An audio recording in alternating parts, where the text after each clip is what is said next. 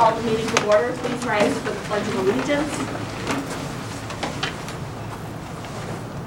I pledge allegiance to the flag of the United States of America and to the republic for which it stands, one nation, under God, indivisible, with liberty and justice for all. Okay, the school board will convene in proposed session tonight to consider the employment, promotion, compensation, or performance evaluation data of any public employee over which the governmental body has jurisdiction or exercises responsibility under Wisconsin Statute 19.85, paren 1, paren C, the assistant high school boys basketball coach and assistant girls soccer coach. Are there any guests that signed to speak? I was the only one and no. You want the sheet? No, you don't want to speak. No. We'll move to the consent agenda then. Are there any items that anyone wishes to have removed from the consent agenda? Hearing none, then the consent agenda is approved by consent with donations of $250 from Kitty O'Reilly's for the boardwalks at the Eco Lab, $500 from Sally Borkovitz for the senior recognition fall sports photos, and $1,000 for the music and drama departments from the Jacksonport Area Business Association. Thank you to those groups. We'll move to the administrators' reports then, and start with Mrs. Bargra. Absolutely. In addition to my report, I wanted to talk a little bit about the evolution of the special education pathway to referral process. I've written it a couple times in my reports, but I've never really explained what has changed or why it is. But when I started in this position about 3 years ago, it seemed that there wasn't a clear process for students to, for teachers to talk about student concerns, and there wasn't a clear path to documentation for classroom interventions that were first done, and then how they progressed from the classroom interventions to Tier 2 interventions and Tier 3 interventions. And that's just a progressive step of intensive interventions that students go through if they're showing signs that they do need academic support in specific areas. Once a student gets to a Tier 3 intervention and they do not show adequate progress, then typically special education referral follows that. But when I came into the position, there wasn't anything really documented to show the steps. And in addition, there wasn't a documentation process that you could clearly follow, to where if a student did come and was referred for specialized services, we needed to see a lot of data. And it just wasn't there, it didn't exist. So when I first started in the position, I tried to organize it, and now the third year that I've been in this position, I've really organized it, kind of worked out the kinks with other teachers and special education teachers to where everybody has a universal understanding about how students receive support, how they start a student support team, and really what that is teachers coming together, talking about the student, bringing data, talking about their strengths, talking about their needs, and really building an intervention system for them.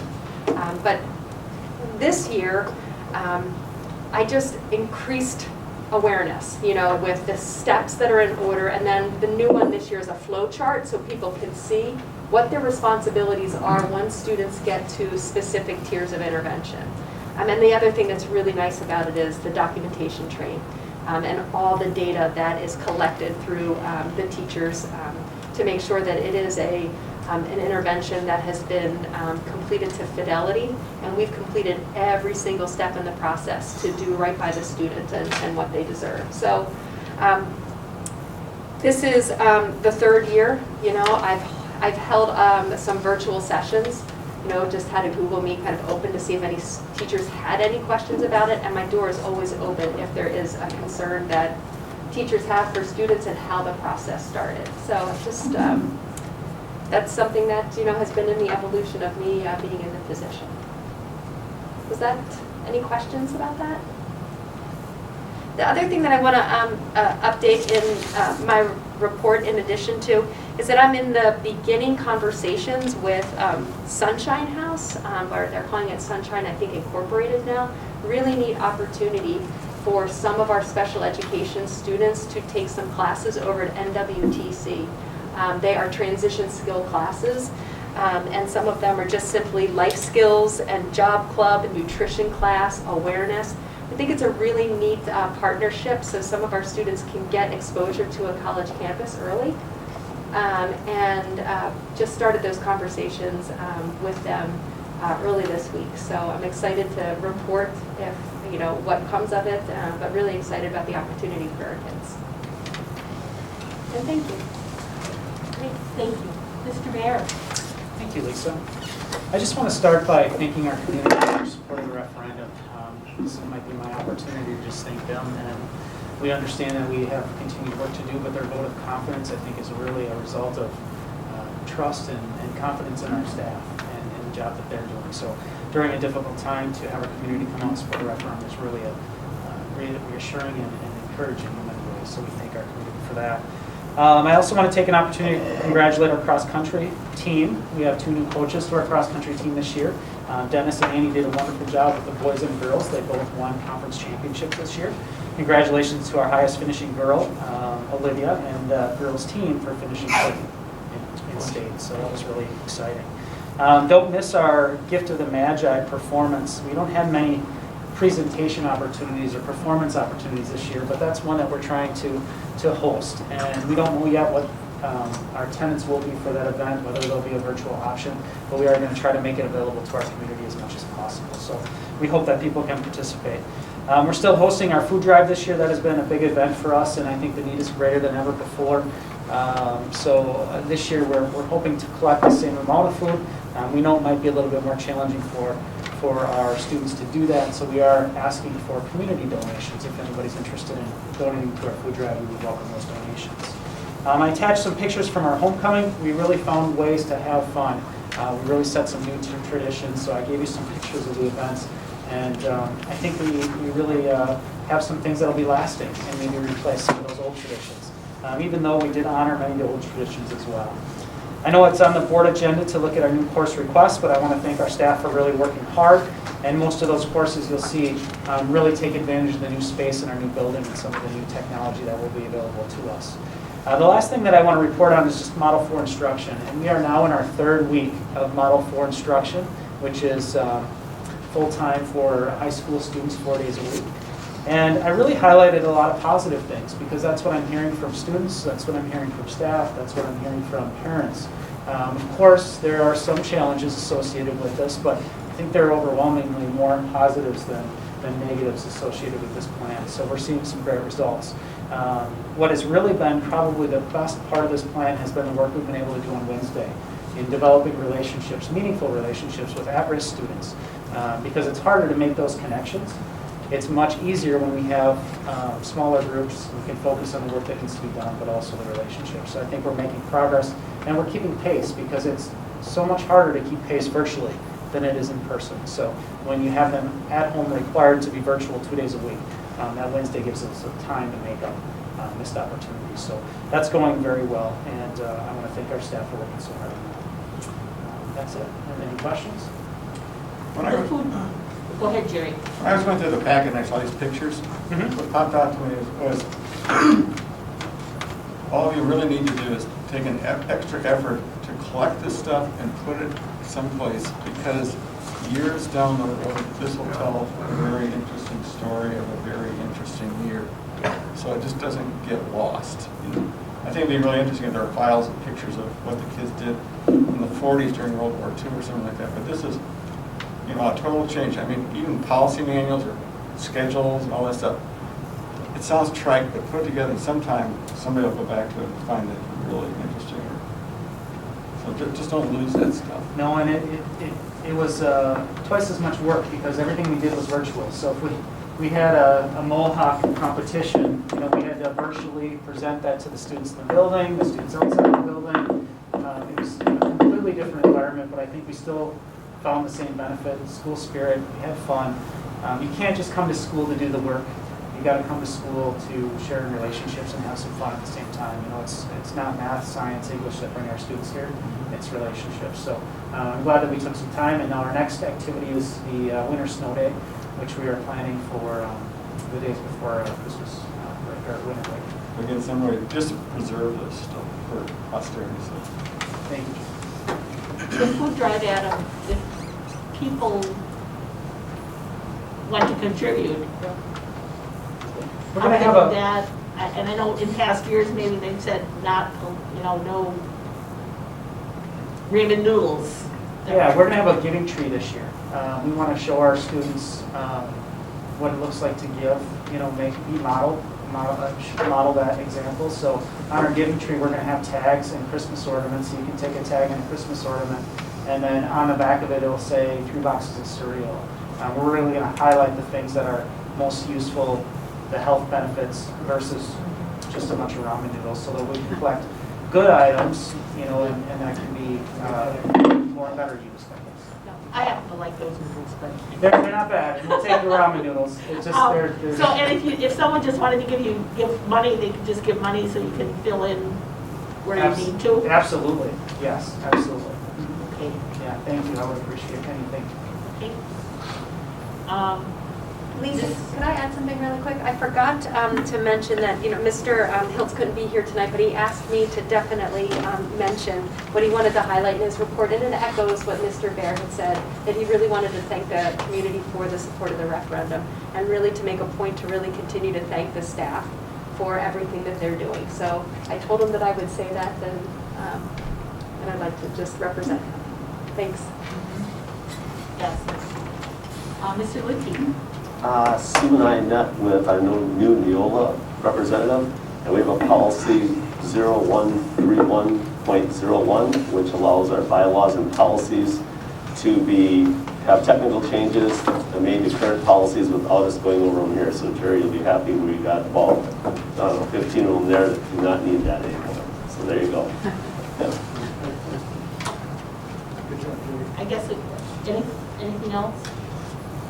Nothing else? Go ahead. I guess we should circle back. Did anybody have questions on the athletic director or G&T coordinator's report that you would direct through to Melissa, Adam, or Mr. Lucci?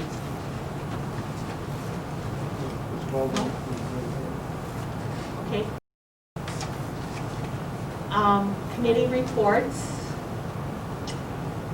The communication committee met a couple of weeks ago. This meeting really focused on a special edition newspaper for next summer on the parts of the building that are coming down, what's coming down, what they look like. I think they're also going to tie in here's what it was, and here is what education looks like now. So it'll be some history, it'll be some comparisons of then and now. I think it'll be an interesting publication. We are going to put a time capsule in the new building. So a lot of those things that we talked about that are representative this year should go in there. So I guess if anyone has ideas of what you think should go in there, let me know. We're just starting to formulate that right now. A face mask. Well, yeah. There'll be one. It It won't be a White Sox one, but we'll have one. Okay. So that's what that committee's up to. The equity committee met yesterday, and Aaron's not here. Cindy, would you like to speak to that? Sure, I can. Aaron and Melissa and Lisa and I met. We had a pretty robust agenda that included just really wanting to give definition to the words equity, diversity, and inclusion. So we spent time talking about that. We talked about, we had the staff reflect on just their perspectives on each of those as to whether or not there are issues from their perspective within Sevastopol school walls. And some possible goals. We didn't discuss mission or vision. We obviously want the committee to the composition of the committee to be whole before those kinds of decisions are made. But I think the biggest takeaway, at least for me, from this committee was, I know there was issue by this board as to what that committee would look like and the goals surrounding that. And after hearing from the teachers, I feel confident that this is, this committee could potentially be a long-term, long-standing committee with work that can be done. Not because there are problems so much as there's ongoing need for education and learning and conscious raising that can take place. And that is an ongoing process regardless of topic. And we wanted to, I felt, and please jump in here. I felt that we had really good discussion to move beyond the scope of just racial inequities, but just the gamut. There are all kinds of issues that school districts and our community face around equity and inclusion and diversity. So I felt good about our first meeting. Yeah, I think the committee was formed in the flashpoint of what was happening last summer with George Floyd. And not that there aren't inequities at Sevastopol, but we just don't have any big flashpoints like that. Really good work is being done here. So I think the more the focus of the committee is, one of our pieces of homework was to come up with, all of the different areas that we might examine and how are we doing as far as equity in the area of music and drama and athletics and curriculum. Maybe taking a climate survey of the students to see how they're feeling about certain areas and things. Having to be real careful with those questions, but climate survey of the students. And so I think we've got a lot of work to do, and I don't know that we're ready to prepare any kind of vision statement or equity statement, because I don't think we really know what we need to focus on. We've got some work to do in the coming months.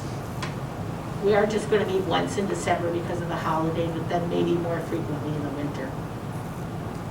So I was unable to attend that meeting because of a previously scheduled doctor's appointment, but I think Cindy made a good point. We're in this for the long haul. This is the approach that WASB is taking too with our equity task force. This is not something that's going to be done in a year or two. This is really a lifelong kind of thing, because we're preparing our kids for a very different world than what all of us have grown up in.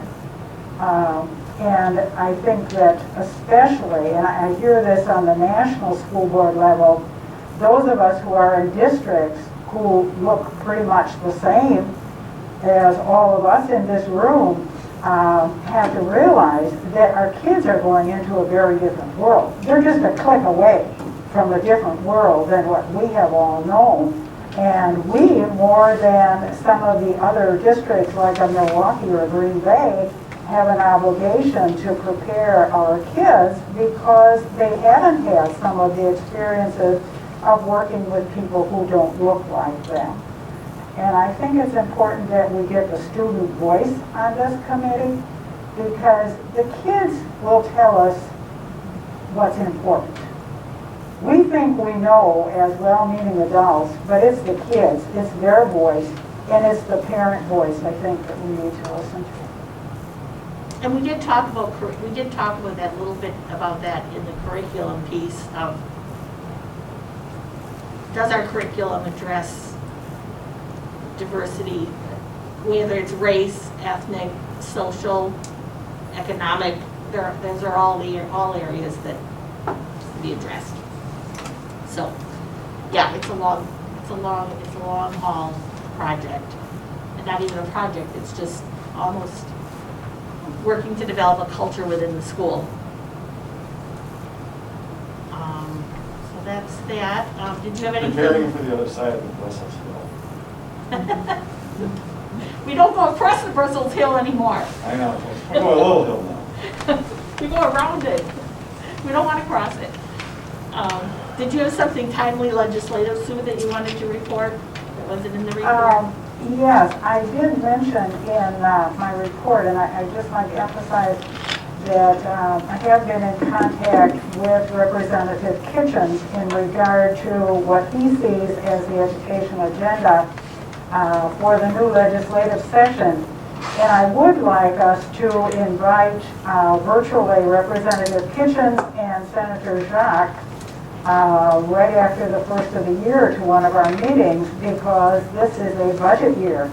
And it's important that we have some input and some connection with Representative Kitchens and Senator Jacques before we get too far into this budget process. And it's very easy to do it virtually. We don't have to expect them to come out and meet with us. But there are some questions available that we could have as at least starter discussion points with them. And then the other area, there will be an election for the state superintendent of schools. And the Wisconsin Rural Schools Association has developed a set of questions that they will be asking all of the candidates who are planning to run for the state superintendent position. So I think that's something we need to be weighing in on too, because April will be here before we know it. So there's a lot of work to be done legislatively this spring. I think it's a good idea for everyone to get on Joe's email list. Yes, He sends out his messages every week. every week. Yes. So I have to admit they're very informing about what his views are, what legislation. Yeah. And Joel is very receptive and very prompt in getting back. If you Yeah. email him, he gets back to you, or his staff will.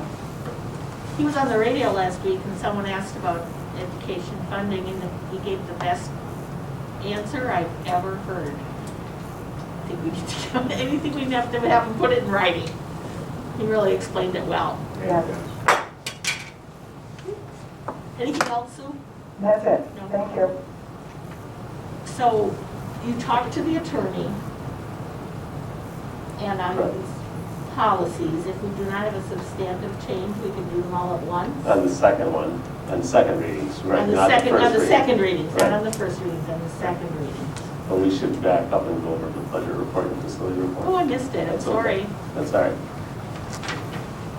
Under the budget report, if you pull up your summary report, you see our fund balance in Fund 10 is $3.8 million. That seems like quite a figure, but if you look back at your September one, you'll see it was at 4.5 million, and in August it was 5.4 million.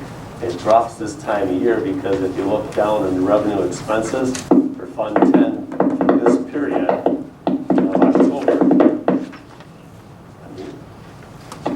our income was $31,316.60, but our expenses was $897,238.49. So that's showing you the need for that referendum to keep the fund balance where it's healthy and gets us through the short months of the year, because this is as of October 30th. We still got November and December and one payroll in January to make it through before our taxes start rolling in. So that 3.8, you watch next month, that's going to drop again, and it'll drop again. And then by the time you get to the end of January, it'll be okay, but the low point is someplace in December there. So just something to be aware of. The other thing I want to point out is with the revenue on Fund 50, right now all the meals are being reimbursed for lunches and breakfasts, and that's for every child that takes one. And our revenue for October is $17,897. Our expenses were $24,434. We always transfer money from Fund 10 into Fund 50 at the end of the year, because Fund 50 has to be even or in the black. You can't be negative. It's against the law to be negative. So that's the other reason for having a fund balance. You can switch it at the end of the year there to balance out Funds 50 and 27. In 27, you can see the income was $272.38, while the expenses were $154,949.61. And those numbers are pretty consistent month to month on the expenses in there. So just that's your food for thought and why we need that fund balance, and we really appreciate the support we've received.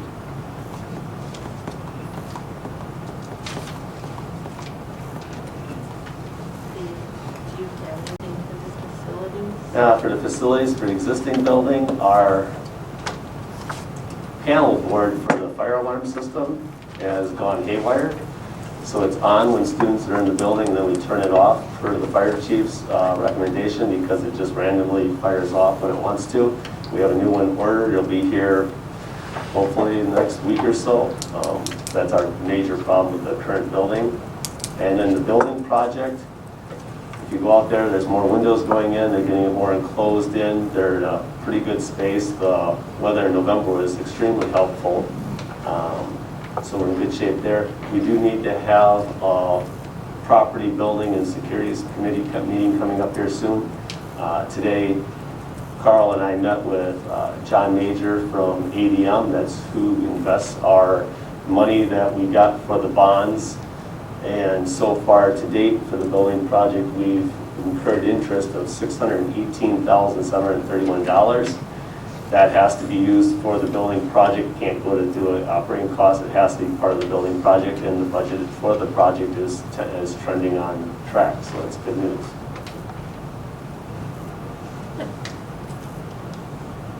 You want to set up that meeting after, want to set up the building grounds meeting after the? Yeah, we have at the end of our agenda to set up a meeting, absolutely. Yep.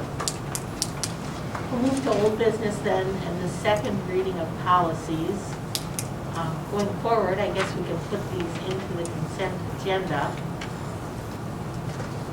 For today, I guess I could take a motion to approve the second reading of the policies presented. I would recommend always having them there as a group, and then if someone wants to pull one out, they could. For the second Yeah, reading? I keep it as is in old Okay. business, but have one motion if you want. But Okay. if someone has. Does anyone wish any of those pulled out for further discussion or comment? If not, then we'll take a motion to approve those policies. Second reading of those policies. Second. You have that, Carl? All in favor, say aye. Aye. Aye. Opposed? Motion carried. Then we have some discussion, possible action on the reopening plan. November 2nd, we started Model 4 with our high school students. Mr. Bear reported in his report that we think it's going pretty well. I have to agree, that's what I'm observing and seeing every day. I think we should keep going with this system, maybe adding the middle school in the future, but not at this point, I wouldn't. We only have a few weeks till Christmas. I'd like to make sure we got it solid at the high school level first and then see if we can expand it on, but I wouldn't do that at this point. There has been some talk at my public health meetings about should a school district take 2 weeks and go remote after Thanksgiving and 2 weeks after Christmas. And then, of course, you always have flu season. Our biggest challenge is substitutes, but we did pick up a few college-age students that are, or young adults that are willing to sub for the roles of aides, which allows us to free up some staff to sub in the teacher roles. Or if the teacher is healthy but at home because they're quarantined, they're teaching remotely, and the aide is in the room monitoring classroom behavior and monitoring the classes. So we do a little better, I'd say, now than we have in the past. Currently, we have one staff member out, and so that's, well, 2, I guess, after today. We had 1 and this morning, now we have 2. But we're as healthy as we've been as a staff, so our recommendation is to continue on with Model 4 and watch it through Christmas and maybe start second semester at the middle school on it if we're ready and can keep going as we are. Students come in here and use the internet when they can't fit in a classroom if they don't have it, so we've kind of overcome the obstacle of not having internet for students. I don't know, anything else to add? I just gave our middle school staff a survey. I wrote the survey gave it to my committee today. I've got a committee of middle school teachers that are meeting to review options. We're all familiar, of course, with Model 4. We've been able to see it in action. Some of our middle school teachers teach at the high school level, so there's a familiarity. Things may be the same, they may be a little bit different at the middle school, and the reason for that, one of the things we're digging into is student maturity, technology, ability to use the technology, access to technology, because it's different for a sixth grader than it is for a senior. So it might be the same model, it might have some adjustments, but right now I'm collecting a lot of data as to how this might work so I can have a better presentation to our staff and to you. We want to do it right so it's the best possible model for kids. But that's the point I'm at right now. And we're 14 days into this new model, so it's hard to assess all pieces. Lisa, today I had a meeting with business managers in Northeast Wisconsin, and one thing I did find out is a number of districts, more in the Valley, Brown County, they are going virtual for a week after Thanksgiving, and they're going virtual for at least a week after Christmas, just because of all the get-togethers that they're planning on families having. So a week to 2 weeks, they are all going virtual, not all, but I mean a number of districts are going virtual, those that are in-person learning. One of them is Denmark, Wrightstown is another, and both of those schools are 5 days a week, all kids in unless they opt out to go virtual. They are not on an AB, they are on the full, 5 days a week. But there was probably, of the 30-some that were on, there probably 10 districts that are doing a week virtual after Thanksgiving and after Christmas. Food for thought. And we talked about public health meeting too, and they said, okay, if we take a week off like that, does that encourage more traveling and more getting together because you have a window of that? So it's 6 1, half dozen the other. If I had the right answer, I'd tell it instantly, but I think we just keep going. So you're until not it's done. recommending that? You're I'm recommending recommending we keep staying going? as is, It's yeah. not broken. Right, I think we're doing all right. In the last 9 COVID positive cases we've had, 7 have been high schoolers, 2 have been elementary, but they're remote learners and never been in the building this school year. And the 7 high schoolers are in different walks of life and age groups, 9th, 10th, 11th, 12th grade. And what do young people do? They have jobs outside of school, they're in activities, they hang out with each other, they drive cars, they are more mobile, have a little more freedom. And so we've been fortunate because in those cases, we haven't had another student have to be quarantined for 2 weeks because of contact with one of those cases. So that's really good, I think, compared to when we were all here for those 2 weeks and we were sending kids home 19 at a time, 13 at a time, 12 at a time. That wasn't working for us. So. I think it's been proven that school is probably the safest place for students to be. And the more time they can spend in school, then probably is a safer environment for them. I agree. I'm also seeing school districts that have 100% in person are urban schools Yeah. because they have great internet access for their families. And if we had better internet access, I think we'd have more students that attend 100% virtually. Talking to some of my colleagues, they say that they've got up to 40, 50% of their kids that are requesting virtual learning 100%. So they're naturally in a 50-50 model. They got 50% of their kids in the building and 50% of their kids out. And that's a rough estimate, but I've heard that from a number of colleagues that are in urban areas where they have good internet connectivity. The challenges they're dealing with is engaging kids virtually, attendance, all of those pieces, and that has been a big struggle for them. I don't feel like we have those challenges, but not in the same way, because we've got them in the building and we can still sit down and talk to them face to face, and tell them how much it means for them to engage and be here and participate in their learning. So that's been nice. But there's no right answer. All my colleagues that I talk to are facing many challenges. Our teachers are facing enormous challenges. It's just the state of what we've been dealt right now. I thought it was interesting, there's an article in the paper with West De Pere and De Pere doing opposite plans, and they're butting against each other, so it's like, how do you do that, right? Actually, they're both going virtual. De Pere is virtual, West De Pere is getting ready to go virtual next week.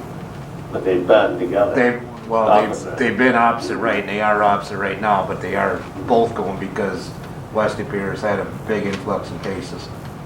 Well, Sturgeon Bay and Southern Door are all in, we're half, and Gibraltar's Gibraltar's first. still all virtual, so everybody does.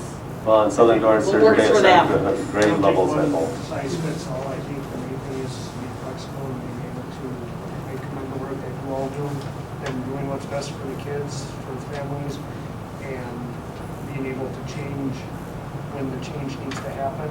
So again, I applaud you all for the work you do, and the main thing is to be flexible, that we can go from model 1 to 2 to 3 to 4. I mean, there may be a 5, who knows, but thank you. And CISA is modifying, or monitoring all of the modalities that are being held in the CISA 7 area, so you can have access to that. Carl, you I must have be it. getting that Mhm. regularly, so It's it's always weekly. updated so we can keep track of who's doing what. So you don't have any action for us in that regard? No, I'm not recommending any changes at this point. Anybody have other questions? This is a side story. I talked to a friend of mine, he's big in the national health world, hospitals. Actually, he's going to be on CBS News tomorrow morning. So I think, I'm talking about this, but talked about vaccines coming to rural. But you told me something I found interesting, which is going to be a unique to Wisconsin problem, is that with hunting coming up this weekend, that's where a lot of exposures are going to occur because the guys get together and go to the local, drinking fountains, and of course the etiology of the disease is it really starts becoming most infectious about 4 days after. So that means as they're sitting down at the Thanksgiving dinner table, they're going to start infecting everybody. So you may see I think you should just be ready. You may see an upturn in the week after Thanksgiving because of that. I've never heard that before, but it makes sense to me. But I applaud what you're doing, and I love the, you're still going to press ahead to keep things going on in this field. There's going to be a lot, I bet there's going to be a ton of doctoral PhDs in education dissertations done on pros, cons, and the effects of virtual education during this period.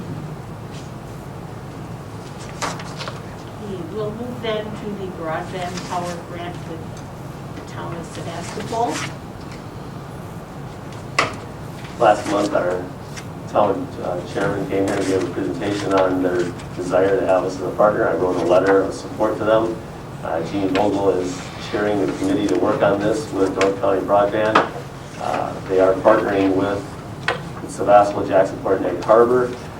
They get points on the grant for participation by a school that's giving a letter of support. They also score more points if we give a financial donation towards it.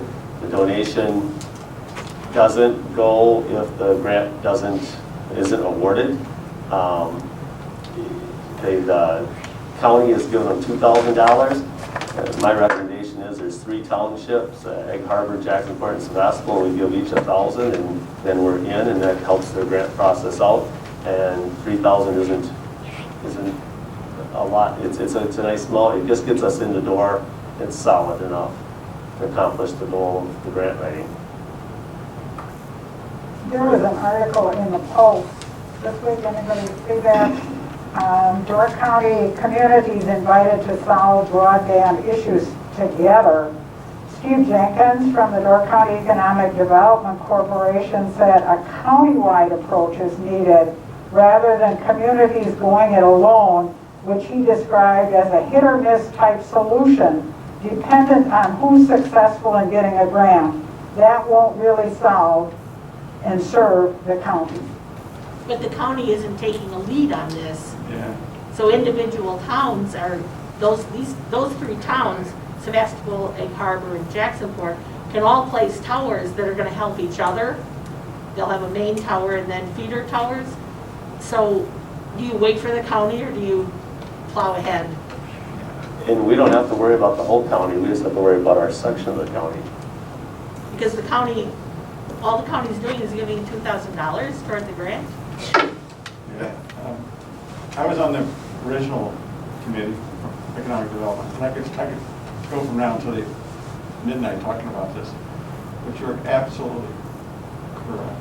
I recommend we do what you're recommending. I think that's a very solemnistic way to do it, do something to all three of the towns that we serve students. I think when this is done, though, I think our next step is, I think you superintendents need to get together and lower the boom on the county. Because this is not going to be successful until the county is the leader in this direction. And the county, I just give a little bit, they put more roadblocks to the internet getting into the county over the issue of towers and stuff like that. Well, I'm sorry, the technology isn't, they're waiting for some magic, I don't know what they're waiting for. They misinterpret the state statutes. There doesn't need to be a county ordinance on Wi-Fi towers. They go up to 200, they go usually to 200 feet. After that, they do that BA stuff. But they've been convinced that they needed an ordinance with Sevastopol finally did, but the northern towns have done it long before. Was they got out of the county ordinance regarding towers. So they set their own rule on towers. So now they can cooperate, which is fine. But Lisa, you hit it on the head. This is not going to be solved until the county says it's our responsibility. We take responsibility on seeing that there is Wi-Fi throughout the county. Now, will everybody get Wi-Fi? I don't know. But if they handle electricity or telephone like they're handling Wi-Fi, there would be large sections of our county that would not have electricity. And what's happened is, when Wi-Fi started, it was looked upon as a luxury, a play toy, But it's now become an essential part of life, particularly in education and in healthcare. The future, all the stuff future in healthcare is all based on Wi-Fi coming into your home, monitoring you. You communicate back with healthcare officials through the internet and all that type of stuff. And that's locked out. And it's, I want to stop it. You are absolutely correct, but I think at some point in time, you all need to get together, you and the other superintendents, and confront the county and tell them to get off their butt. Well, I think that's what Jenkins is saying. That's right. Yeah, he's not disagreeing with you. No, he's not. No. I'm just saying that, but somebody's got to take, and who better than the education people Right. saying, especially those in the rural area, well, there's not perfect Wi-Fi in the city either. That they may think it does, but it's not great all over the city. Suburbs is where it's at, yeah. But I mean, in the city of Sturgeon Bay. Well, I'm talking about across the state of Wisconsin. Yeah, those parts are- I Don't said- count Racine as having great Wi-Fi. Right. On the NWTC board, we talk about there's parts of Green Bay City proper that don't have That's good correct. Wi-Fi. But for this peninsula, I think it would take it'd be a big shot in the arm for the school superintendents to start the ball rolling, and then because the last time they changed the ordinance, they're liberalizing, and I sat on the phone forever. And everybody who testified, all the different schools, you signed a letter for that meeting, all that stuff. What they tried to do is they said, okay, we're going to liberalize it. They really didn't. They actually lowered the height that towers could be without approval from 100 feet down to 50 feet.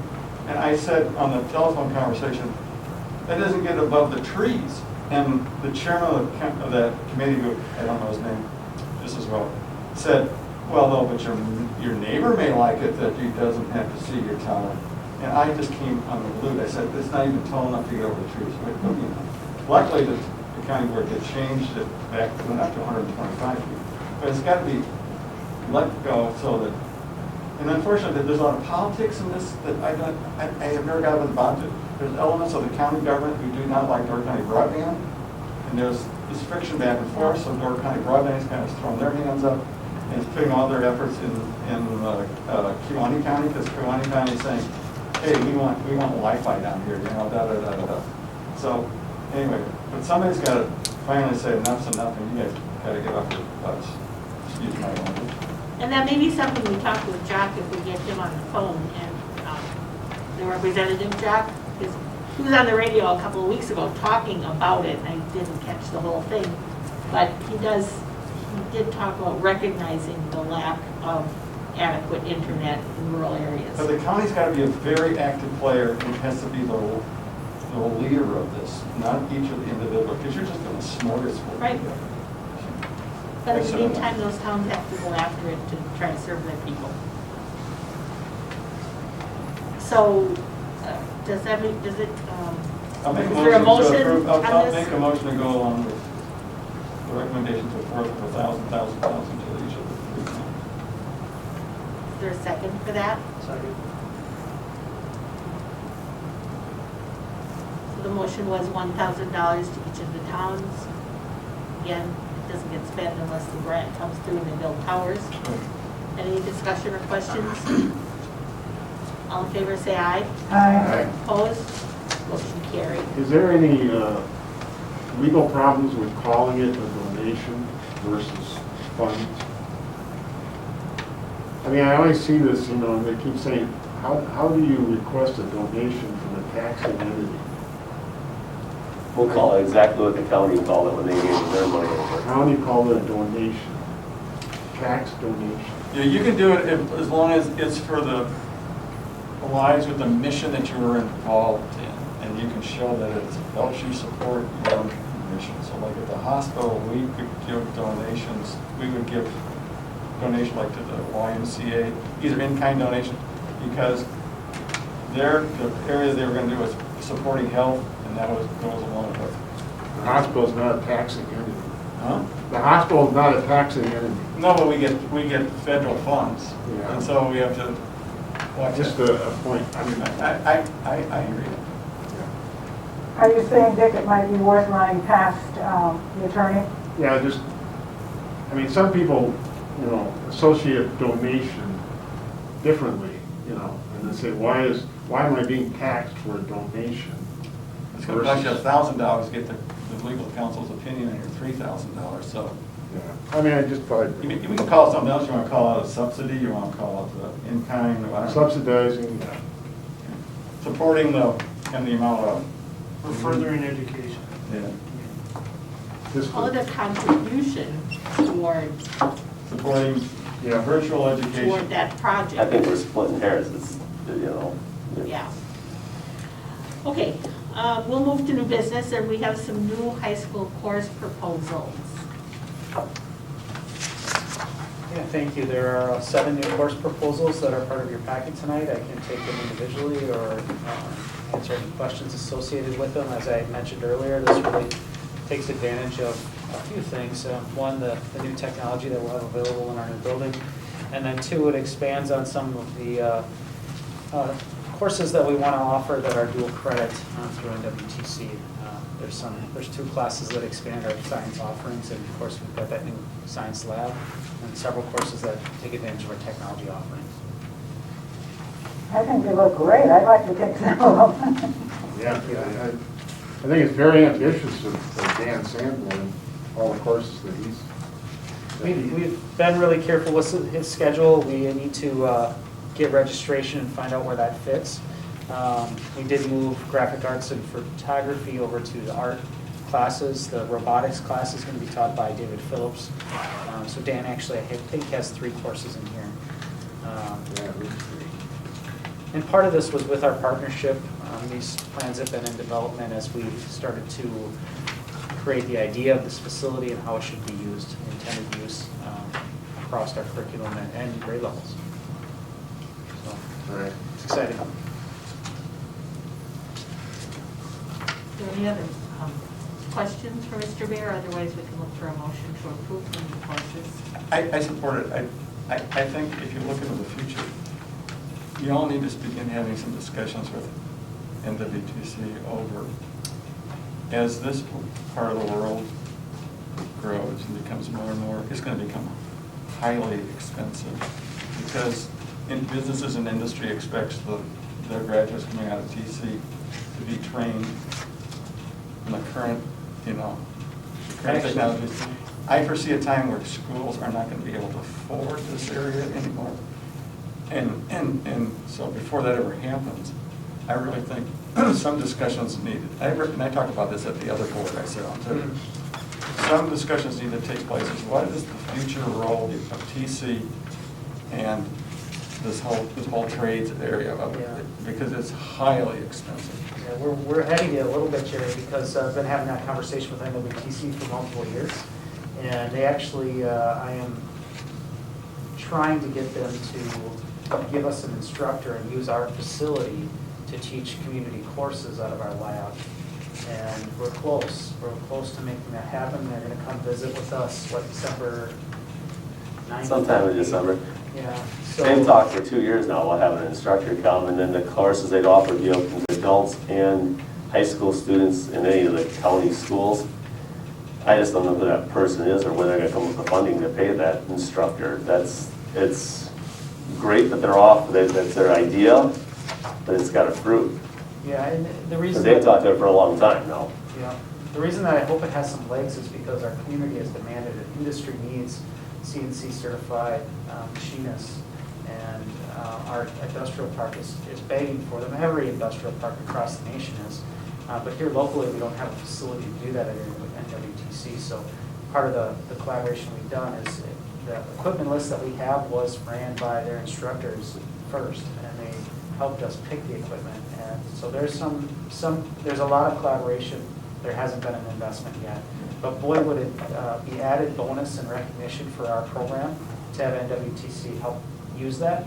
Plus, there's some maintenance associated with it. We can take advantage of their faculty, their expertise, and extend additional courses to our students that we don't have time to teach, because we have one instructor. Yeah, when I look in the crystal ball, what I would like to see happen is that eventually that gray area between the high schools and the tech schools in these course areas becomes a gray area which it kind of melds together. You can't tell whether it's TC doing it or the local schools doing it, but it's being done. And probably it would go under the auspices of the tech school, because the tech school, through its taxing authority, through a much larger area, can afford some of this. But there has to be changes that probably done at Madison with regards to which We found some success originally in the construction program. That was our first model. That has since dissolved a little bit, but now we're really successful in the nursing trades, nursing and CNA courses. So we're making some strides for sure. I think But we'll keep working on it. one thing maybe to look at in the future is an endowment fund type addition to the program. Now, I understand that all the thermotronics has been committed to the facility, right? Mm-hmm. Okay. But I mean, to having a so-called endowed position in school, an instructional endowed position through donations is something that might be advantageous in this area. Just a thought. We're trying to be as creative as we possibly can and show the community that we want to use that space too. Yeah. So we're looking at community courses potentially out of there, which, who knows what advantages that might bring, or people it might bring in that have different expertise. We've of course looked at a lot of different models around the state, and it does come down to staffing, because we have 4 beautiful labs there and we have 1 teacher right now.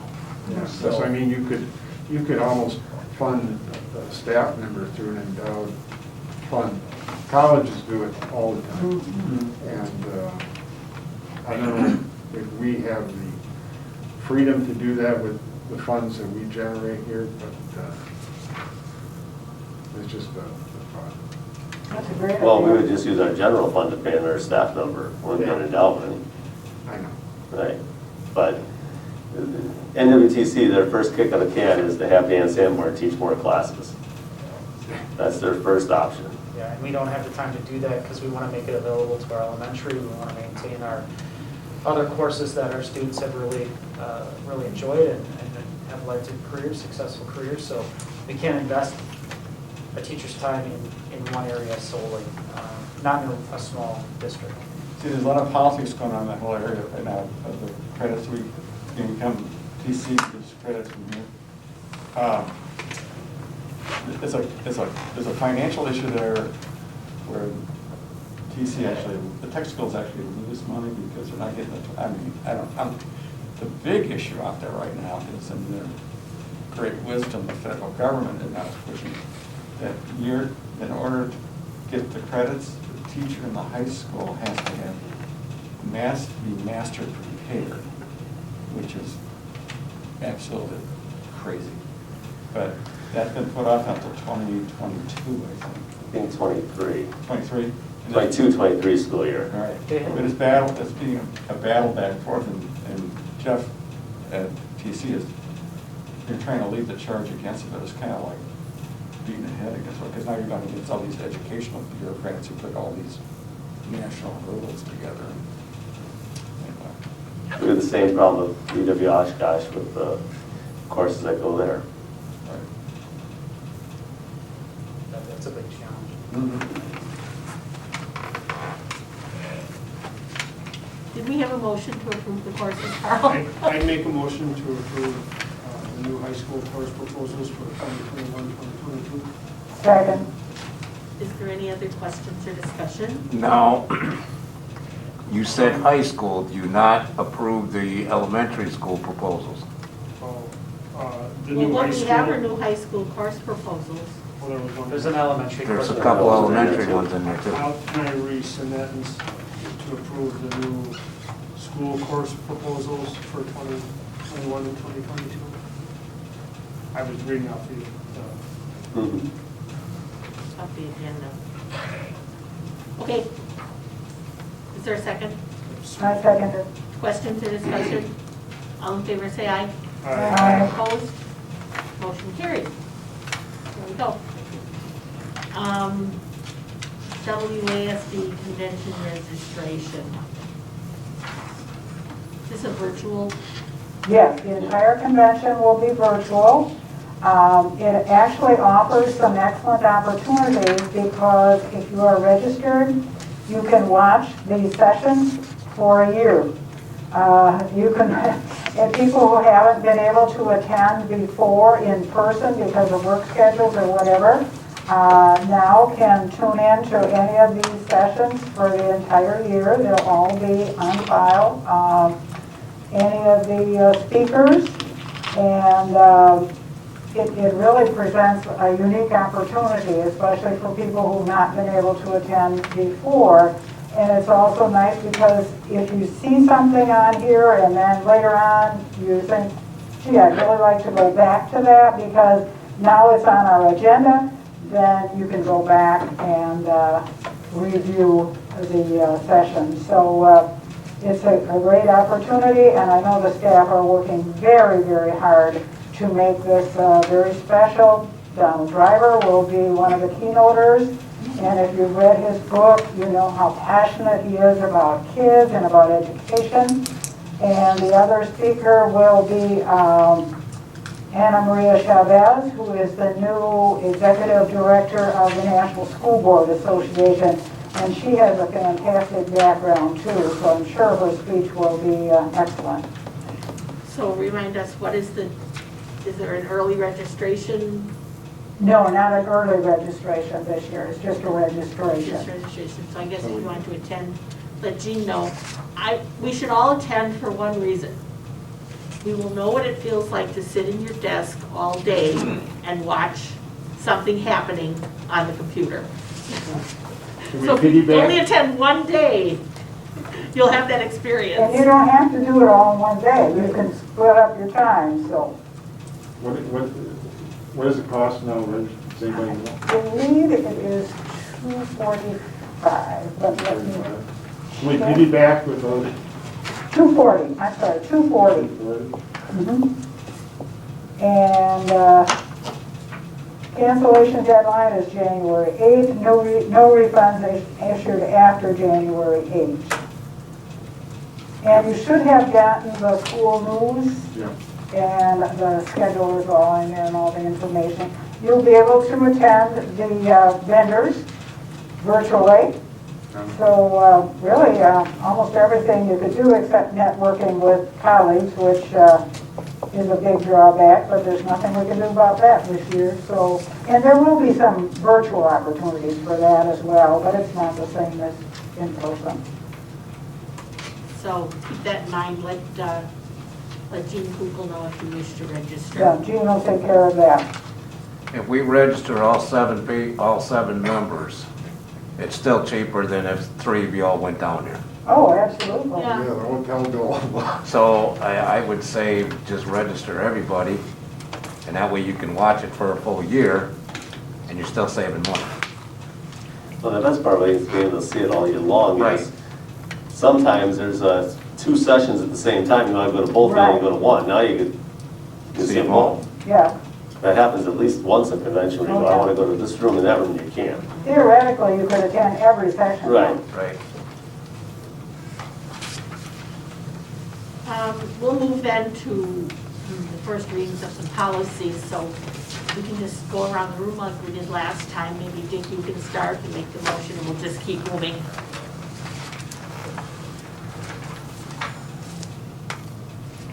If you'll start with policy 7455. You want to take the You start? want to start? Yeah, if you'll start, if you just go around the room, we'll Okay. move it along. Move to approve the first reading of policy 7455, accounting system for fixed assets. Second? Are there questions or discussion?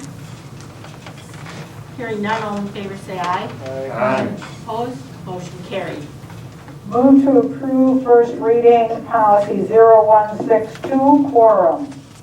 Second. Are there questions or discussion? Hearing none, all in favor say aye. Aye. Opposed? Motion carried. Move to approve the first reading of policy 0164.2, special meetings. Second? Questions or discussion? All in favor say aye. Aye. Opposed? Motion carried. Make a motion to approve first reading of 0167.1, COVID-19 special update. Over. Second. Questions or discussion? I don't understand why we would have a policy on the hard history of COVID, because it'll go, I mean, we'll have this policy in your books on COVID-19, and it will be gone. So I really don't understand why you have a policy on COVID-19. This will come out after the policy, after COVID's Whoever done. knows, okay. It'll get You pulled. promised me that will come out. Oh, God. Someone will go through. There are deleted policies, Jerry. Yeah, we do have to delete As soon as policies. COVID-19 is gone. I have never in my life seen so many policies. I'm just kidding. I mean, I just think you can have a memorandum about COVID-19 or something like that, coming from your office, because it happened at board. I guess, from my background, board policies, and then there's administrative policies. Administrative policies come out of your office. Board policies are few and far between that they govern, have a much broader thing, and come from this level. But, I mean, I've never seen so many board policies in my life. And I've We- never- Anyway, Yeah. when I saw COVID-19, I thought, now this is going too far. It does, but we use the Neola Policy Service because they keep us Legal. legal. They have a team of lawyers and, And, Yeah, we're a so, small team. and oh yeah, there's a team, it's always Huh? a. I would dispute that the hospital had a lot of policies. We did. They weren't board We'd have a policies. policy to make a policy. I know we did, but they weren't board policies. Those were my policies. I hated it. Anyway, I'm sorry, I just thought, it does not, sometimes these don't make sense, but they are keeping us legal. Right. And that's Okay. what, No one else go to jail. that's what, we don't wanna go I to just wanted to policy, think they're not gonna go. we don't wanna go to policy jail, so we're gonna stick with it. Was there a motion on the COVID, and was there a second? Motion second, did not vote on it. All in favor of 0167.1, say aye. Aye. Opposed, motion carried. Motion to approve board policy 0167.3, public participation at board meetings. Second? Questions or discussion? Hearing none, all in favor say aye. Aye. Opposed, motion carried. Move to approve first reading of 0172 legal counsel. Second? Questions or discussion? Hearing none, all in favor say aye. Aye. Opposed? Motion carried. Move to approve first reading policies 1130, 3230, 4230, conflict of interest. Second? Questions or discussion? All in favor say aye. Aye. Opposed? Motion carried. Move to approve the first reading of policy 1220, employment of a district administrator. Second. Questions or discussion? Hearing none, all in favor say aye. Aye. Opposed? Motion carried. Move to approve first reading of policy 1260, incapacity of the district administrator. Second. Questions or discussion? Hearing none, all in favor say aye. Aye. Opposed? Motion carried.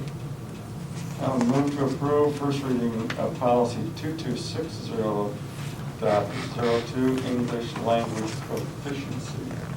Second? Questions or discussion? Hearing none, all in favor say aye. Aye. Opposed? Motion carried. Move to approve first reading of policy 2412, homebound instruction program. Second. Questions or discussion? Hearing none, all in favor say aye. Aye. Opposed? Motion carried. Move to approve first reading policy 2450, community and adult education. Second?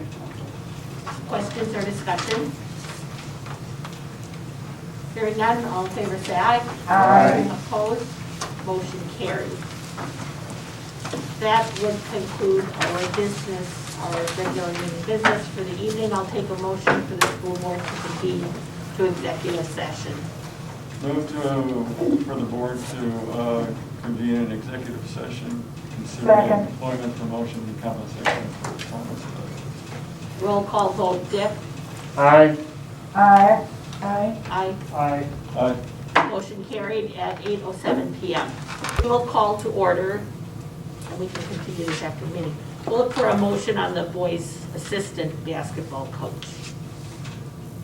Make a motion to approve Matt Henriksen as the assistant high school basketball coach. Correct. Is there a second to that? Second. Questions or discussion? All in favor say aye. Aye. Opposed? Motion carried. Then the girls' soccer coach.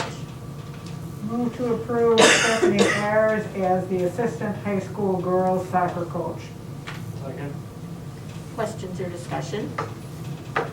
All in favor say aye. Aye. Opposed? Motion carried. Our regular school board meeting is December 17th. We have communications, December 7th. Need to schedule property, buildings, and security. Do you want to do that now? Do you want to throw out some dates? Well, we can do it now. Dave Kakarinsky's on that committee, so I don't know his availability. He's out of town until probably Thanksgiving, but then he's back. So I don't know if we make it an evening meeting that he can make, or, I don't know. What did we do last? I can make pretty much anything work. Last time we did a like 4 o'clock meeting. Mm-hmm. I'd like it on a Wednesday if possible. Wednesday, December 2nd? The second? 2nd December. Did we That decide works. for equity week, deciding the 16th? The 2nd of December or the 9th of December? Makes no difference to me. Let's go with the second, because 2nd December. Which committee is this your committee? property, buildings, and security. And should we go at 4 o'clock, or do you want me to talk to Dave about what time works for him? If we have to go later, I'm fine with that. I'll try for 4, but if he's got to work, okay. and Equity we scheduled on December 16th at 3 o'clock. What time is that? 3 o'clock.